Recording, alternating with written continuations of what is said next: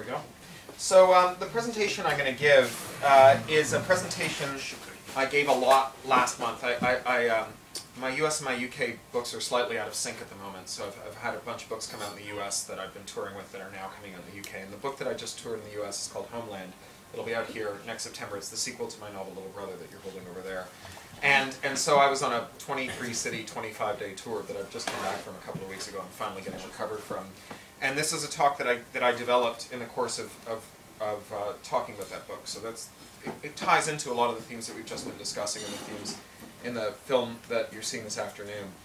And it starts with a little potted history of some recent computer-related activities. And it starts in February 2010 in a city called Lower Merion, Pennsylvania. It's an affluent suburb of Philadelphia in America.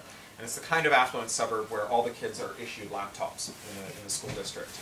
They all get MacBooks, and they're required to bring those MacBooks to school in the morning to take them home in the afternoon. All their homework assignments are given to them on the MacBooks, and they have to be sent back using the MacBooks. And they're the only devices they're allowed to use to do this, and the only devices they can connect to the school network. And in February 2010, a student at the high school in Lower Merion filed a lawsuit against his school. And if you read the complaint, the student's name is Blake J. Robbins. What you find out is that Robbins and his principal had some disputes before, and he was called into the principal's office. And the principal said, "You've been taking drugs." And he said, no, I don't take drugs. And he said, well, explain this. And he handed him a photo of himself in his bedroom the night before with what looked like a pill going into his mouth. And he said, that's a Mike and Ike's candy, kind of jelly bean, right? And how did you get a picture of me in my bedroom? Yeah. Right?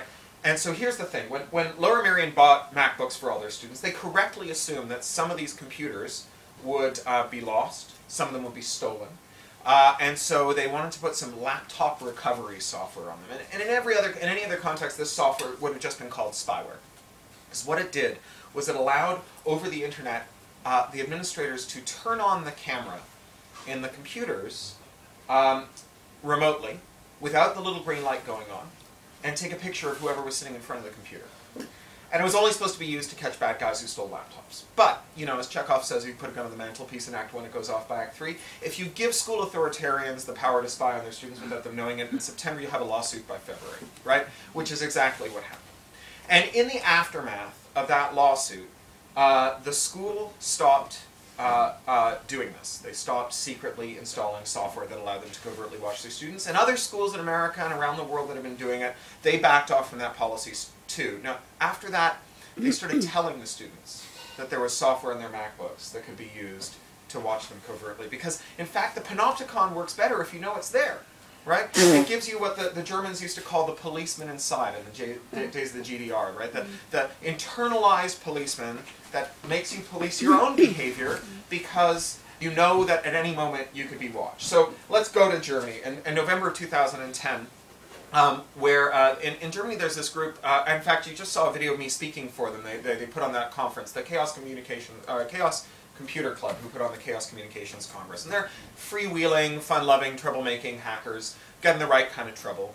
And they busted the government of Bavaria, one of the larger, richer states in Germany, for illegally installing spyware on the computers of people that they wanted to keep an eye on. They discovered this software on the laptops of activists where the police had illegally planted it, and they dubbed it the Bundestrojaner, the state Trojan, like a Trojan horse, something that gets past your defenses. And this was 10 months older than the software that was being used in Lower Merion, Pennsylvania, so it was a lot more sophisticated because 10 months is like a million years in computer time. So this could take video and audio and screen grabs and capture your passwords and raid your hard drive, right? And again, it showed that there is a future to this stuff, that this is going to occur more and more, and it did occur more and more. In November 2011, or rather, no, let me skip forward a bit there. Let's skip to September 2012, just last September, so only about 6-7 months now ago. In September 2012, a company called Designerware, which was a software company in Northeast Pennsylvania, and 7 of its customers, which were hire purchase companies that did hire purchase laptops, because there are lots of things that people feel that they need to own in order to fully participate in societies. Cars are historically the big one, right? If you want to get around in many cities, you need a car, and so it's worth paying for the car 3 or 4 times over the length of a financing arrangement, because the alternative is that you can't participate in economic life. These days, laptops fit in that niche, and so hire purchase for laptops is a big deal. And these companies, well, they hire purchase laptops to people who are poor and who might not make their payments, or who might have their laptops stolen, or who might lose the laptops, and so they wanted Designerware's laptop security software. And in 2012, they settled with the American Consumer Protection Agency, equivalent of the OFT really, called the Federal Trade Commission. The Federal Trade Commission settled with them, and in the settlement they stipulated that they had used the laptop anti-theft software, which did everything the Bundestrojaner did and more, because it was another year later and it was infinitely more powerful. They stipulated that they had deliberately used it to record their customers having sex. They deliberately used it to record their customers' children in the nude. They deliberately used it to intercept audio of their private conversations. They had intercepted their confidential emails, including emails with doctors, with solicitors, with their financial institutions, with their teachers, and so on. They'd also intercepted their passwords to access those services, and they'd also spelunked through their hard drives looking for interesting files that just they could pass around the office. And the FTC, in their settlement with these 7 companies, as a consumer watchdog agency, they did what you'd hope that they would do. They said, you must no longer do this. You are no longer allowed to do this. You have to stop unless, anyone want to take a guess?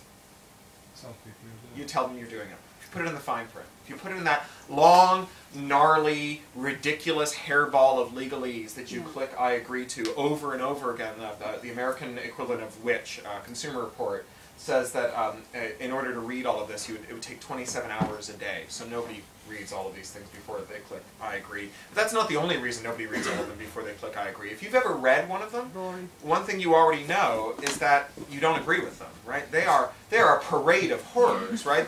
They are utterly disagreeable agreements. They all boil down to, like, by being daft enough to use this service, you agree that we're allowed to come over to your house and punch your grandmother and wear your underwear and make long-distance phone calls and eat all the food in your fridge, right? I mean, not exactly that, but whatever the Facebook equivalent or Gmail equivalent is.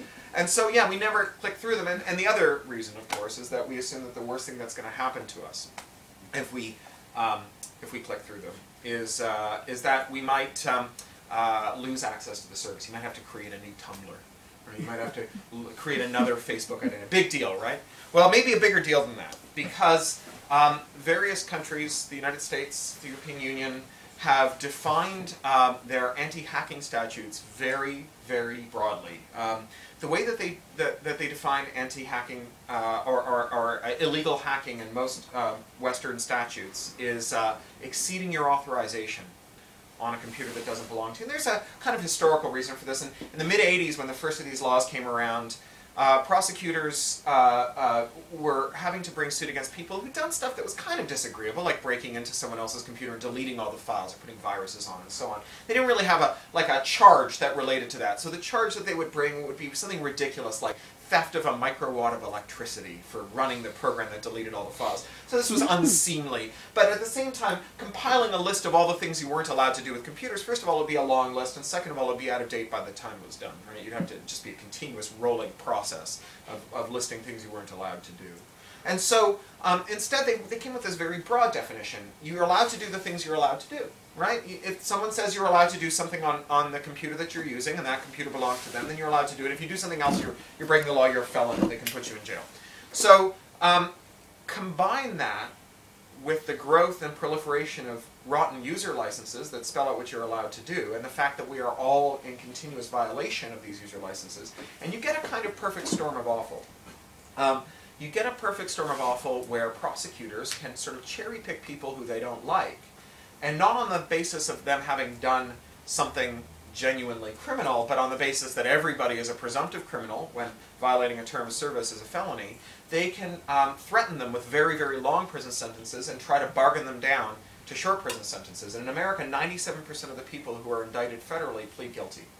They plead guilty because they don't want to bankrupt their families, defending a case that they're probably going to lose, because federal prosecutors usually win their cases. But they also plead guilty because the thought of facing 50 years in a horrific prison system is so bad that 3 years looks good by comparison. And people have gone to jail. A man went to jail last week, a self-described troll who calls himself Weave went to jail last week or the week before because he was looking at his telephone customer record on the internet, and he noticed that the web address for his telephone company customer record ended with a long number.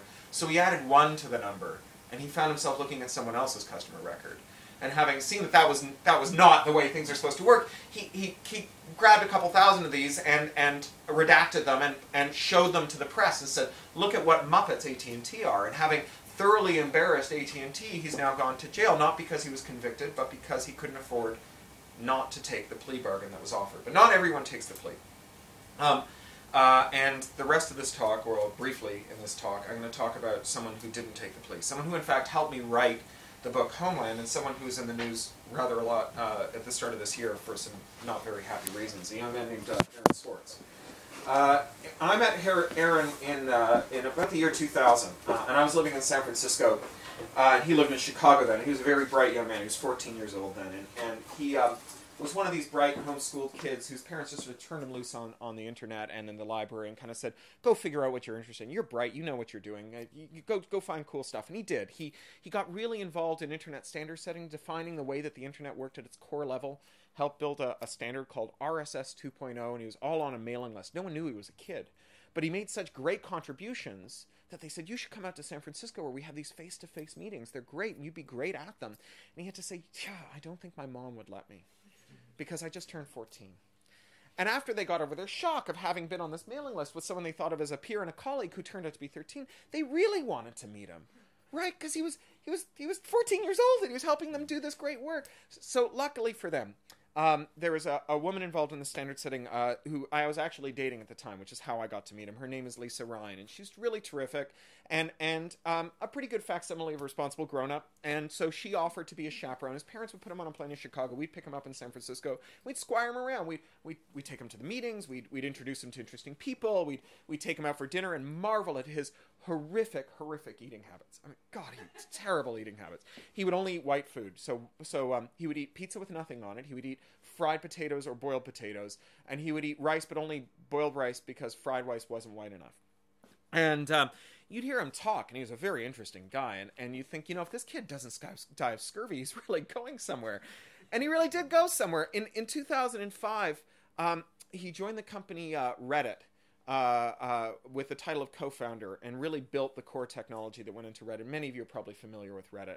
And so he was there when they sold Reddit to Wired, and he was stuck behind a desk as a condition of this. He went to work at Wired, and he didn't really thrive behind a desk. He kind of engineered his own dismissal through a series of ever greater acts of public disobedience that culminated with them kind of showing him the door and wishing him all the best, which is exactly what he went on to do. He went on to do all the best. So in 2008, he got involved in a really cool project involving something called PACER. Now, there's two kinds of law. There's the law that the legislature passes, that Parliament or the American Congress would pass, and then there's the law that judges make. There's all the precedent that they set. And while legislatures have been making law for a long time, and it adds up to a bookshelf or two of statutes, all the law that the judges have made, everything they've written down since they started making judgments, well, that's a library or two. And so historically, it's been very hard to get access to the jurisprudence. But you don't know the law if you don't know the jurisprudence, right? You don't know the law if you don't know how judges are interpreting the law. And knowing the law, having access to the law, well, that's kind of a big deal. Now, in this country, it's crown copyright. You can't circulate the law without permission. But in the United States, it's actually in the public domain. There's no barrier to circulating it once you have it. But getting it is the trick. Now, in the 1980s, the American Congress set up a thing called PACER for accessing the judge-made law, the jurisprudence. And because computers were big and dumb and slow and expensive then, they charged money to access it. It was 7 cents a page, and it tells you how long ago this was, that there was still the idea of a page of internet. Right? And so there's some arbitrary amount of internet that was a page's worth. And since you may have to look at hundreds or thousands of pages to find out whether or not something that someone's done to you or that you're contemplating doing is legal or not legal, it could add up, right? It's one, if you can't see the law unless you pay for it, well then there's one kind of law for the rich and another kind of law for the poor, not in the kind of figurative sense that we talk about when we talk about class struggle, but in the actual literal sense that poor people don't know what the law is, right? And rich people get to find out what the law is. So this was not a great situation. And you'd think, in 2008, computers were expensive to run, and you had to, or rather, in 1985, computers were expensive to run, and you had to pay for all the hay that you'd have to shovel into the brontosauruses that went round and round the wheels that kept the computers running. By 2008, you'd think that it would be free, right? Because like now, you could jam the whole thing onto a Nintendo DS. You could seed it on the Pirate Bay. I mean, why are we still charging for the law? But actually, Congress had raised the price. It was 10 cents a page then. So what did Aaron do? He went and he liberated $1.5 million worth of this law and put it in a service called Recap. Now, the way Recap worked was that it was a little browser plugin you installed. And when you went to look at a page of law, you pay your 10 cents to look at it. But as soon as you did, it was copied off because it's in the public domain. This is something you can't do here because of Crown copyright. It was copied off into a free repository. And if someone else came along and wanted that page, they'd get the free copy. And if it wasn't in the free repository, yes, they'd pay their 10 cents, but it would not cost anyone anything after that. So Aaron liberated the 20% of American law that was most widely cited and made it available. It actually turns out, they thought it was 20%. It turns out it was 2%. It turns out that this database is much bigger than anyone even knew. It's such a secret because we can't do data mining on it because it costs so much to access that we don't even know how much law there is. But everybody thought this was pretty cool except for the FBI, who opened a file on Aaron. They put him under surveillance, and they brought him in for questioning without his lawyer, without his solicitor. And he refused to talk to them, which is what anyone should do if you're ever talking to law enforcement. I will stipulate that there are good people working in law enforcement. You shouldn't talk to them unless you have a lawyer present. I said this when I gave this talk in San Francisco, and afterwards a woman came up and she said, I work for the FBI. And I said, oh, really? So what do you think of my advice that no one should talk to the FBI without a lawyer present? She said, that is excellent advice. So you have it from the horse's mouth. Don't talk to cops without a lawyer present. Aaron didn't talk to cops without a lawyer present. Aaron got off. It was great. He went on to do something else even cooler. In 2010, he got involved with another big database. By that point, he was a fellow at Harvard. And the database he got involved with was called JSTOR. And in America, all the science that's produced, mostly government expense, either directly through public universities and public research institutions or indirectly through grants to private firms or institutions, most that stuff gets published in journals. And the journals are then aggregated in this service called JSTOR. And if you go to a very fancy university, you work at a big fancy research institution, you can access JSTOR for free because your institution pays for a subscription. Otherwise, you have to pay, and it can be as much as $50 an article. And there's a lot wrong with that. I mean, on the one hand, the public has paid for it, and so the public should see it. But also because you never know where the good stuff is. While I was off on this tour giving these talks, I was listening to the Canadian Broadcasting Corporation's As It Happens program. It's a radio program they air every night. And they had an interview with a young man from Baltimore, Washington, who was 14 years old. And he went to one of these great schools that had access to JSTOR. It was a very well-funded public school, state school. And he was spelunking through JSTOR one day, and he found an article about carbon nanotubes, these very clever new materials. And he was looking at it, and he had an idea for detecting pancreatic cancer early using some of the unique properties of carbon nanotubes. Now, you may know that pancreatic cancer, if you get it, almost certainly will kill you because we detect it so late, it's too late to do anything about it. So detecting pancreatic cancer early is a big deal. So he spammed the entire cancer research department at Johns Hopkins University in Baltimore, where he lived, 1,000 people, and 999 of them threw it away. But one person emailed him back and said, this is not entirely stupid. Why don't you come in and talk about it? The reason he was on the radio a year later is because they'd done it. They were shipping an early test for pancreatic cancer. And what he said in his interview was, you never know who's going to have a great idea. And that's why I think what Aaron did was so important. So what did Aaron do? Well, Aaron, as I said, was at Harvard at this point, and down the road is a big university, big private university called MIT, very well funded and very famous, and justly so. And MIT has some very progressive policies. Anyone's welcome on their campus. You can, if you're ever in Cambridge, Massachusetts, you should go. It's a great campus, a great place to hang out. Everyone's welcome on their Wi-Fi. Which is also pretty cool, very progressive policy. And their Wi-Fi is hooked up to JSTOR. And this is where Aaron comes in. He started going over there with his laptop and downloading articles by the hundreds and then by the thousands and then by the tens of thousands. And their systems administrators could see that something was going on. Now, he was allowed to download these articles. Harvard gives you permission to do it. MIT gives you permission to do it. But they didn't want him downloading it this way. something, this bulk downloading kind of tripped their suspicions. And so they kept trying to lock him out of the network. They didn't know it was him, but they could see someone was doing it. He kept unlocking what they'd locked out and kind of getting back into the network. And after a while, he got tired of this cat and mouse, I guess, so he broke into a wiring closet at MIT. Now, when I say he broke into a wiring closet at MIT, you probably think of him defeating the biometric locks on a level 3 biohazard containment facility. But it wasn't like that. The wiring closet he broke into through the nefarious means of turning the doorknob. It was a place the public routinely went in and out of. There was a homeless man who kept his clothes in it. He plugged a laptop into the network and downloaded millions of articles from JSTOR, which is how they caught him. And when they caught him, they said, even though you're entitled to these articles, you violated the terms of service by automatically downloading them, and that's a Computer Fraud and Abuse Act crime. We can put you in jail for 50 years. And he figured, I'm not going to plea. I'm not going to cop a plea because, look, all I've done is take too many books out of the library, right? I mean, I'm allowed to access these books. I just maybe not this way. And besides that, he had money, right? He'd sold a company to Wired. He knew all these great lawyers at Harvard. He thought, if anyone can tell these prosecutors to go to hell, it's me. And so I'm going to do it. I'm not going to plead out. And so he decided to fight it. They fight really dirty. There were exculpatory documents that they still haven't turned over. He kept having to send lawyers back to court over and over again to try and get them to release. So they were trying to just bleed out the money he had, so they could use up all the money he had. They issued a press release saying they were going to put him in jail for 35 years. In their meetings that they would have with his solicitors, they said, look, there's no plea bargain available that doesn't involve a felony conviction, jail time, and $1 million fine. And you will never run for office. You will never be a solicitor. You will never work with kids. You won't vote. You won't be able to vote. And he didn't want to take it. And he was running out of money. But he kept fighting. He kept fighting lots of other stuff. He fought a really dumb law you may have heard of called SOPA. SOPA is many analogs to the Digital Economy Act, but in some ways was even stupider and worse than the Digital Economy Act. And you'll remember SOPA perhaps because there was a day when none of the kids in the English-speaking world could do their homework because Wikipedia shut itself down in protest of SOPA. So kind of the SOPA's watershed moment. Now, SOPA had lots of objectionable elements to it. One of the things about it is that it said that if you maintained a website where people were allowed to come and talk to each other, where they could post things, that you were responsible for making sure that none of the things that they posted infringed upon copyright, which is a bit tough because knowing what infringes upon copyright is something that you usually have to have a specialist law degree to know.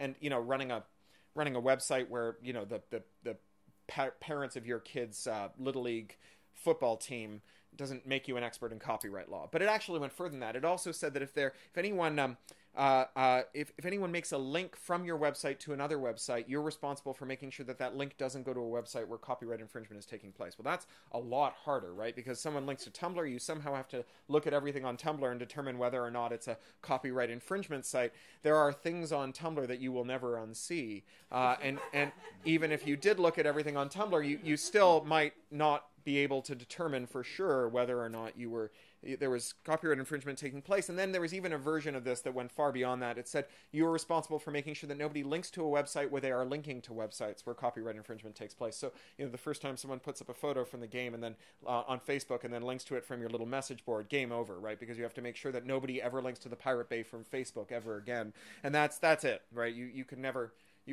have the internet as we understand it today. It would not be a place where people are allowed to talk to each other, and certainly not a place where people are allowed to talk back. It would be a place where we were talked to. And when I was in Washington, D.C., the week before the SOPA hearings, everybody who I met on the Hill who kind of understands this stuff, everyone inside their equivalent of the Westminster Village, they said, don't bother. They've counted the votes here. The entertainment industry has funded the careers of legislators who can't afford to say no to them anymore. They will be out of a job if they vote against this. So go and figure out what you do about a world where this is law, not what you do to stop this law from passing. But I thought that was a crummy answer. Aaron thought it was a crummy answer. Lots of people did. Activist coalitions sprung up around the country, and Aaron helped build specifically this great widget. And the way that the widget worked was if you had a website where people were allowed to talk to each other, you could embed a little bit of code. And when people came to your website, it would say, hi, here you are. There would be a little pop-up window. Hi, here you are. You may not have heard, but Congress is considering a law that would make me shut this website down called SOPA, this terrible law. And here's how dumb it is. And if you tell me your postcode, I'll tell you who your legislators are and where they stand on it. And with one button, I'll let you make a voice over IP phone call to their constituency office. And you can talk to them about this. We put 8 million phone calls through to Congress with that widget. And the legislators realize that as hard as it is to get reelected without campaign contributions, it's much harder to get reelected without votes. And that was the end of SOPA. And it was amazing. It was a watershed moment. We were all extremely proud of ourselves. Aaron, I think, was very justly proud of himself. But it was hard. He'd run out of money. They were very adamant about this felony conviction. They were very adamant about jail time. They were very adamant about the $1 million fine. He was having to ask friends for money. He didn't like doing that. And I guess it all got to be too much because on January the 11th, about 7 weeks ago now, 7 weeks, 8, maybe more, maybe longer. I've lost track now. Maybe 10 weeks now. The second anniversary of Aaron's arrest, he hanged himself. So I've been going around. I spent a month going around talking about this book that Aaron helped me write. When I was working on the book, and I've been going around trying to figure out what to say about all of this. And there's one thing that I know for sure that I can say about Aaron and his approach to information and how it ties into Homeland and the other books that I've written and the stuff that I work on. And that's none of the things that Aaron did, he did because information wants to be free. I had a long talk with information. We cried, we hugged each other, we had a drink, and at the end it confessed to me that the only thing it wants out of any of us is for us to stop anthropomorphizing it. Because information doesn't want a fucking thing. But people want to be free. You make people free by giving them access to good information. You make people free by giving them access to the law. You make people free by giving them access to science, right? I mean, what is science? Science is the truth of the world, right? It's our best guess, our excavated crumbs of the verifiable truth of the world. And, you make people free when they know the truth, right? And so it's not the whole package, but you can't be free without it. You can't be free without good information. And so why did America venture to pass this terrible law? Why did Parliament pass the Digital Economy Act? Why did Canada, where I'm from, pass a terrible copyright bill that was handed to it by the U.S. Trade Representative, Bill C-11 last year? It's kind of obvious, right? They did it because of money, right? They did it because you can't get reelected without industrial funding. And this is why Larry Lessig, who was one of the founders of the copyright reform movement that, I've been a part of for 10 years and more now, this is why he stopped working on copyright. He said, it doesn't matter, as you said before, it doesn't matter if you have the facts. Right? When the money is there, you can't solve it. You have to solve corruption first. And so this is Larry's project. And he's got this NGO called Root Strikers, like striking at the root instead of striking at the branch. And I commend to your attention, we could use a branch here in the UK. It's a worthy cause. But when I was working on the book, I thought, we have the ability to do things in politics that no one ever thought was possible, where a vast asymmetry in money can be compensated for by an equally vast asymmetry in networking skill, as we saw with SOPA. And so I asked Aaron for help with the book. First I asked other people. I knew I wanted there to be a political campaign in the book in which someone gets elected without a lot of money, someone who ran independently, just by convincing voters to vote for him. Because he would serve them and no one else, and so that his deal would be that once he got into office, he would be beholden to no one except for the people who'd voted for him. And I asked first a bunch of people some people who'd worked on various labor campaigns, people who'd worked on the Obama campaign, a Tea Party internet strategist, someone who'd done international work, and they all gave me very inside the beltway, inside the box, inside baseball kind of answers to this. Nothing I could use. But then I wrote to Aaron, and I thought, in a day or two, he'll send me an email with some bullet points maybe. But no, like an hour later, he fired me back like a 4-paragraph design document for a thing he called a machine for getting votes, a way to use social media to allow people, without spending money, but by telling voters, making promises to voters that you intend to keep, that you make sincerely, that they believe in, that will improve their lives and that will make you beholden to them, that you can get elected somehow. It was so good, I pasted it straight into the book. It was basically shovel ready, all except for the last 2 sentences, which were, gotta go, I'm going to go build this now. and that wasn't the only way Aaron helped me with the book. I asked him for an afterword too, and he said he wrote me this letter, a letter to people who are thinking about these issues, about what you can do to do something about it. And he said it wasn't supposed to be this way. A group of ragtag kids typing on their laptops were not supposed to be able to change something that had been brought down by the most powerful lobby in Washington, D.C. But it happened, and it can happen again, but it only works if you take part, which is really what I'm here to talk about, is taking part, is doing something not just about the political issues that matter to you, but about the political issues that will allow the political issues that matter to you to be solved in some way. And it looks like my computer is actually frozen, so I can't see my notes. So I'll just ad-lib the rest of this. Let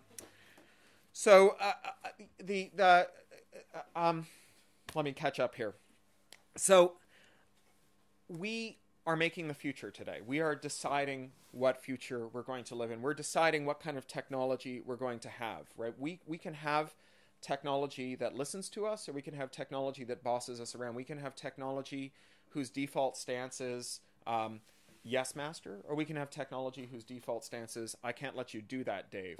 And we get to decide by the policies we make and by the decisions we make about the technology around us. So when we make policies like the European Union Copyright Directive, the Digital Millennium Copyright Act, and Bill C-11, that make it a crime to take apart a device and find out how it works, because you may, in the process of doing that, compromise the copyright restrictions that the device uses to stop you from watching an out-of-region DVD, or to unlock your phone, or jailbreak your iPhone, or in some other way interfere with the profit maximization model of the manufacturer and its business partners. When we do that, we make it illegal to find out whether the devices are doing something bad.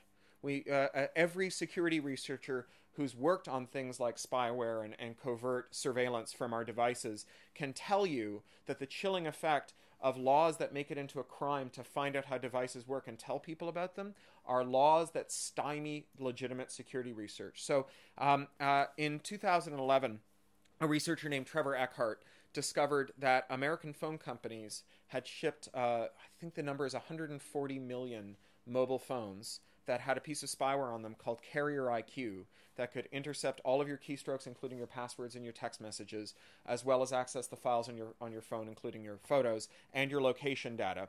And he was able to discover that because it had been deployed on Android, which is relatively open. It's not illegal. There's no access controls in Android, so it's not illegal to reverse engineer it and find out how it works. And based on that, he was able to find the spoor of it in iPhones as well, and blow the whistle on iPhone loads as well that had been sent out by the carriers. But he was legally threatened, and he faced prodigious legal threats as a result of doing it. We don't know how many Trevor Eckharts are out there who aren't blowing the whistle on our devices. And this stuff matters more every day. I mean, some of you are members of the iPod generation. I'm a member of the Walkman generation. We have collectively logged so many earbud hours punishing our eardrums that come the day we will all have hearing aids. And when that day comes, those hearing aids will not be, retro, hipster, beige transistor analog plastic. They will be computers that we put inside our bodies. And those computers will know what we hear. They'll be able to stop us from hearing things. They'll be able to make us hear things. And they'll be able to tell other people what we're hearing, unless we get it right.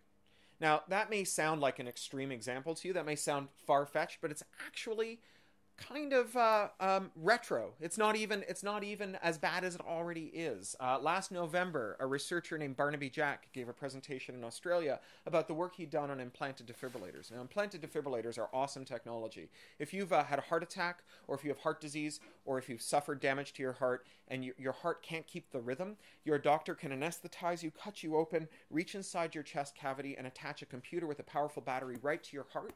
And the computer listens to your heartbeat, and if your heart loses the rhythm, it gives you a tiny shock that puts your heart back in rhythm, right? So this is great. Now these things, they have wireless interfaces. Why do they have wireless interfaces? Because doctors want to read telemetry off of them. They want to know how they're performing. They want to give them new software as new features are invented or bugs are discovered. And it's kind of messy to attach a cable to something that's inside your chest cavity. So they've got a wireless interface. Everything's got a wireless interface. So this is where Trevor Eckhart comes in. From 30 feet away, he can detect your implanted defibrillators wireless interface. He can hijack it. He can reprogram your defibrillator. He can cause it to seek out other defibrillators and reprogram them. And then at a set time in the future, or at some arbitrary moment, or at random intervals, he can cause them to deliver lethal shocks to the people who are wearing them. So this is already a matter of life and death, and it's only going to get worse. Because what's a building these days? You take the computers out of most modern buildings, they cease to be habitable in short order. A building these days is a computer that we happen to live in. A car is a computer that hurtles down the road at 50 miles an hour with you trapped inside it, surrounded by other people trapped inside of computers hurtling down the road at 50 miles an hour. We insert computers into our bodies. We insert our bodies into computers. And so getting this stuff right really matters.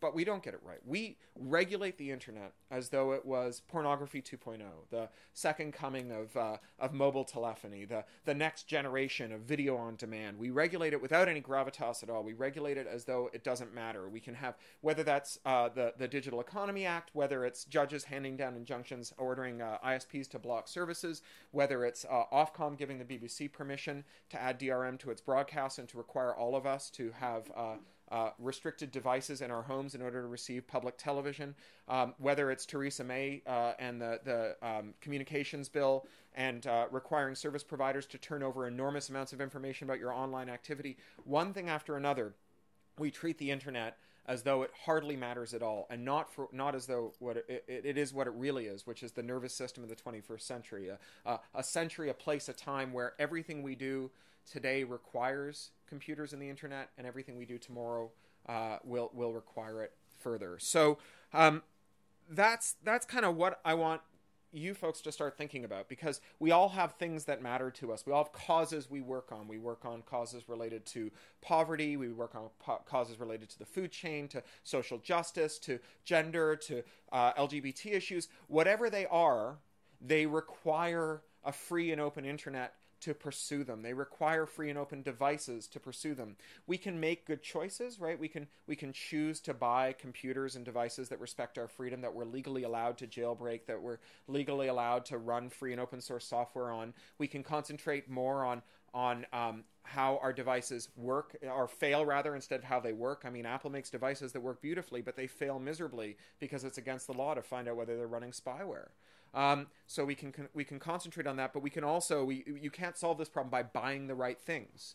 You have to solve this problem on a kind of regulatory level too. The first night I gave this talk in Seattle, a woman put her hand up and said, "You've scared me. How am I going to secure all of my devices? I don't know how to do this." And I'm like, well, I don't know how to secure all of my devices. I'm pretty technical, but I don't have time to audit the security choices in all of my devices. But if I just given you a talk about waterborne parasites and all the ways that they can kill you, you wouldn't be saying, goodness me, how do I make sure that my personal water filtration plant is running well? How do I make sure that the sewers I am personally responsible for are well maintained? You would instead say, how do we make sure that this public health issue is treated with the respect and gravitas and urgency that it deserves, and not as a political football or a place to grind out a few extra pennies by enforcing some regionalization strategy of selling DVDs for one price in one country and another price somewhere else. How do we get our regulators on board to actually care about this stuff? Now in the UK, there's a group that works exclusively on this. There are lots of groups that work on it around the edges. The one group that works exclusively on this is a group I helped found called the Open Rights Group. I'm not a board member or anything. I'm just on their advisory committee. I don't work for them, but they're a group I commend to you. They're having their first ever conference in the North this month in Manchester. And I know we're not exactly on top of Manchester, but it's a lot closer than London. And we need activists who think about other issues to start caring about how we're going to keep the internet open and free so those issues can matter. And you know, most of all, I want you to remember that it only works if you get involved. So thank you.